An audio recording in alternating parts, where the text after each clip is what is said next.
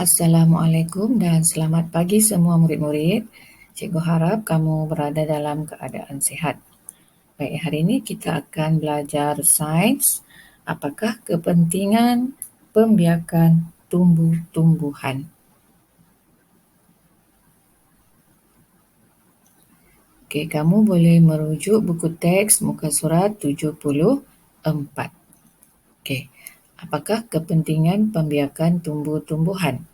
Tumbuh-tumbuhan sentiasa membiak untuk menambahkan bilangannya dan dapat mengekalkan spesiesnya. Apakah maksud spesies? Okey, spesies ialah golongan benda hidup yang mempunyai sifat atau jenis yang sama. Okey, mari kita lihat kepentingan yang pertama dalam situasi yang pertama. Okey, lihat. Kita beruntung kerana tumbuh-tumbuhan di sini sentiasa tumbuh semula. Bolehlah kita sentiasa mendapat makanan.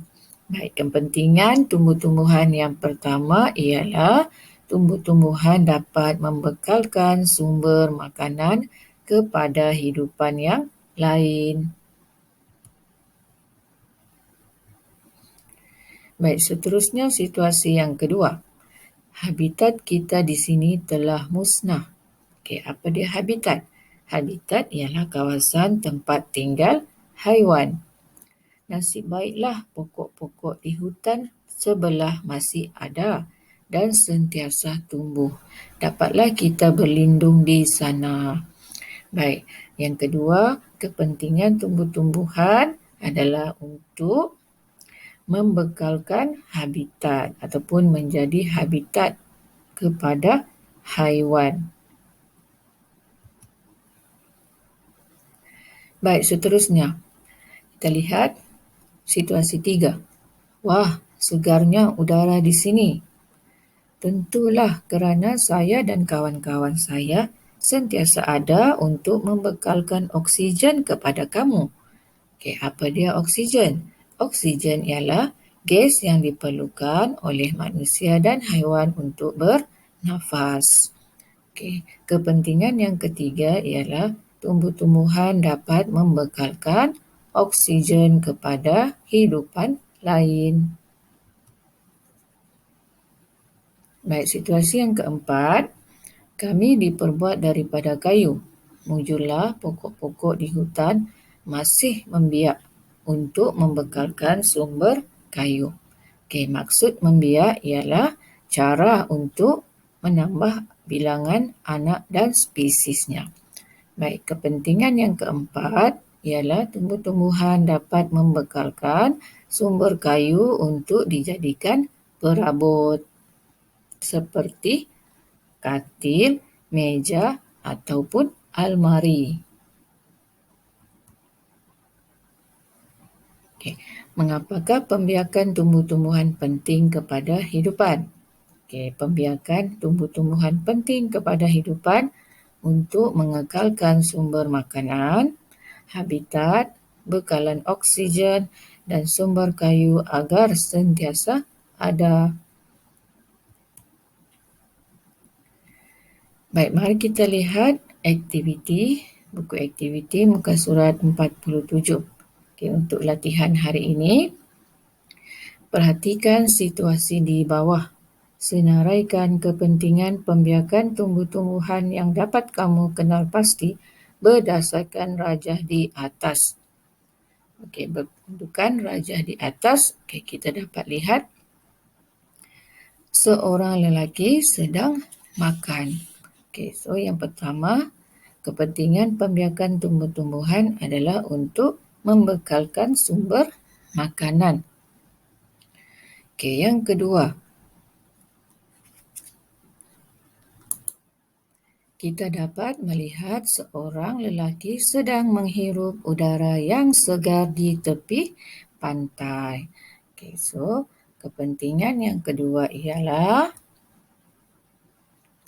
kepentingan yang kedua adalah membekalkan oksigen. Okey, seterusnya kita lihat ya.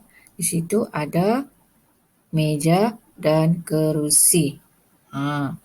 So, apakah kepentingan tumbuh-tumbuhan? Okey, yang ketiga, membekalkan sumber kayu untuk dijadikan perabot.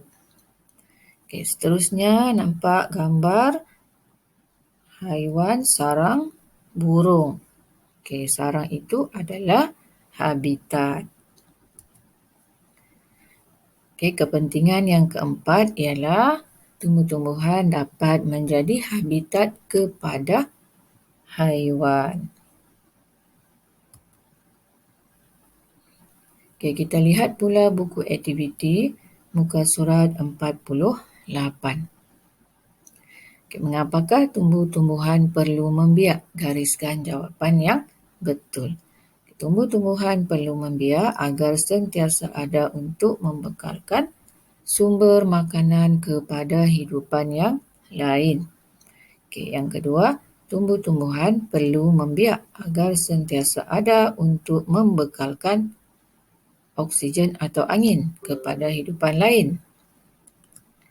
Baik, jawapan dia oksigen. Tumbuh-tumbuhan membekalkan oksigen. Yang ketiga, tumbuh-tumbuhan perlu membiak agar sentiasa ada sebagai habitat atau rumah untuk hidupan lain berlindung. Baik, jawapan dia ialah habitat.